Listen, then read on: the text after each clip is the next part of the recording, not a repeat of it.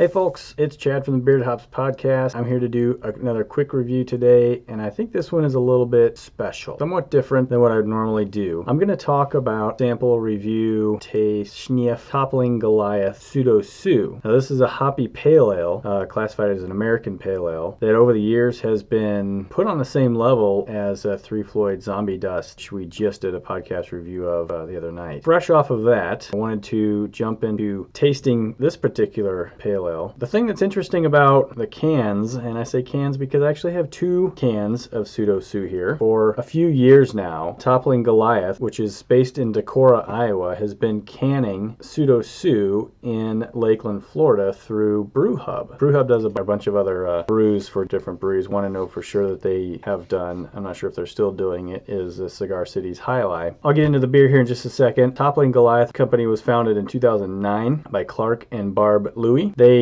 have just recently built a much larger facility, a 100-barrel facility in Decorah, Iowa, and have started up bottling and canning there. That's kind of where this beer comes in today for me to take a look at these. What should be the same beer are titled the same beer, but they may not actually be the same beer. From what I've read on their Twitter page, Toppling Goliath just started canning Pseudo Sue at the Decorah facility in January. Previously, they would only bottle it or put it in 22-ounce growlers. If it was in a can, it came from Lakeland, Florida's Brew Hub facility. I was at Ridgeview Liquors the other day. Chris asked me if I had had the new canned version of Pseudo Sue. In fact, I have not had Pseudo Sue at all. Heard of it, never come across it in the areas where I've looked. So this is kind of a double feature, I guess, of the same beer, so to speak. So the Pseudo Sue, as I said, it's a pale ale. It's a single hop pale ale that showcases the Citra hop for a well-balanced beer that is delicate in body with a mild bitterness in the finish. Ferocious hop aromas of citrus and mango give a refreshing taste that is bright with just enough bite. So I'm going to open these up. There's absolutely no difference in these cans. The Sue is the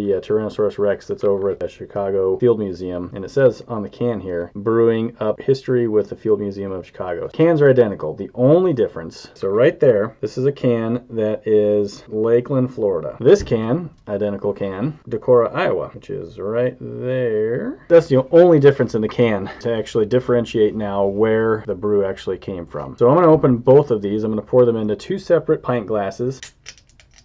Oh, they smell really good. These should pour the same. I'm guessing that they will also smell the same. I'm interested to see if there's a difference in taste between the two facilities that brew the same beer. There should be a difference, obviously. The environment's different. The water is different. Now, right off the bat, I almost kind of notice hazier pour out of this can. There is a noticeable difference. See how they look? This one is way hazier, yellowish in color. This one's much more golden, and it's almost, this one here I can't see through. This is the Decorah. This one is not quite translucent. I can see through it. Both of them are bubbly. This one from Decorah has much stronger aroma. The one from Decorah actually has a more pleasing aroma. The recipes are the same between the Decorah facility and the Brew Hub facility in Lakeland, Florida. But having these two right next to each other, that's amazing. This one is so hazy and opaque. This one is golden, somewhat translucent. Different smells, sure there's going to be a different taste. I'm going to taste the Lakeland, Florida one first.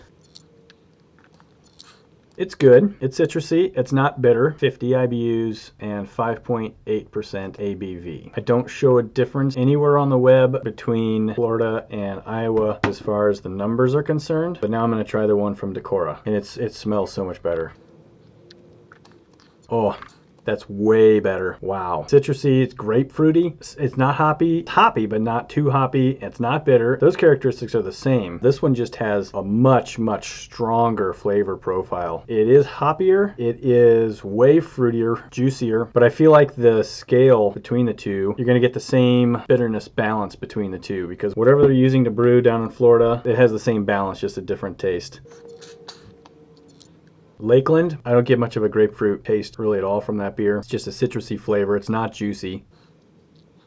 That one is delicious. I'm blown away, honestly. If you went to pick up a can of Pseudo Sue at your store, both cans look exactly alike. After the first taste of each of these, I would be sure to look at the back. Pick up the can that says Decorah. If it says Florida on it, I'm not saying don't buy it. It's a decent enough beer, but the one from Decorah is way better. Way better. Difference is, it's striking. I'll finish the one from Florida first just to get it out of the way and then save the good flavor from the Decorah brew. I just want to go to, I'll give you the stats from Beer Advocate. This is the bottled version at a 4.52 out of 5. It has the same description, same 50 IBU rating. Untapped has the 5.8% ABV, 50 IBUs with a 4.23 average rating out of 220,000 check-ins. And I'm just going to be sure here that there's nothing else different on the Iowa can that shows me ABV. I do not see it anywhere. Their flagship beers used to all be bottled. Now they're all shown as canned. They do have rotating limited series that are all bottles, which they are fairly well known for this pale ale, as well as some imperial stouts. The SR71, Naughty Temple Assassin gets